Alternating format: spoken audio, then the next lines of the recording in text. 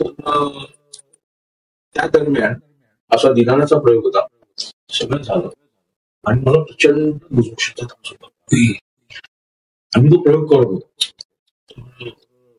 माझी एंट्री झाली की मी जवळपास दिनानाथच्या मेकअप रूमच्या टॉयलेटच्या जवळ जाऊन थांबायचो आणि स्पीकरवर नाटक ऐकत होतो. माझी एंट्रीच्या वेळेस होता आणि एंट्री यायला आणि मला लूज मोशनचा त्रास व्हायला. मी आतमध्ये गेलो, लिटरली म्हणजे त्यावेळीची वेळ काढली आणि मी तशाच पद्धतीने तो लेंगा जो होता तो चढवला आणि स्टेजवर गेलो मी व्यवस्थित करून आणि मी तयार राहिलो.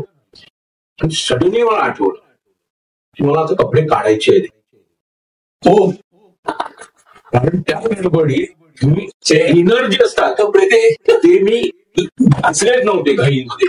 आता ते करू काय आणि तो पहिला काढायचा तो लेंगा काढायचा उची होणार. आणि बाबूजींचं पण तसंच ठरलेली गोष्ट आलीच पाहिजे. तर मुलं आता ही वेळ पण नाही जाऊन पटकन ते कपडे परिधान करावेत. म्हटलं करू काय म्हणून थांबलेलो.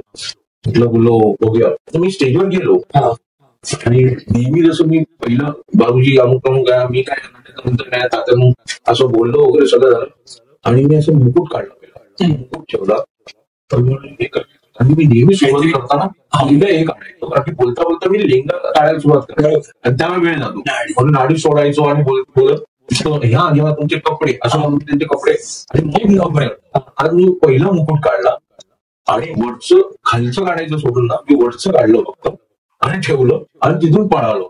बाबूजी म्हणलं अरे खालचा आज खालचा नाही असं म्हटलं.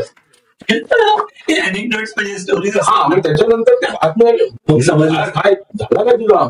मी त्याला आतमध्ये आल्यावर सांगतो की असं नशीब म्हणजे बराच सुचलं तुका वरचा काढलं. म्हटलं बोलत मी खालचंही काढलं असतं मला एंट्री गेलीपर्यंत लक्षात नव्हतं काय झालं ते. मला चांगलं आहे ते तिथून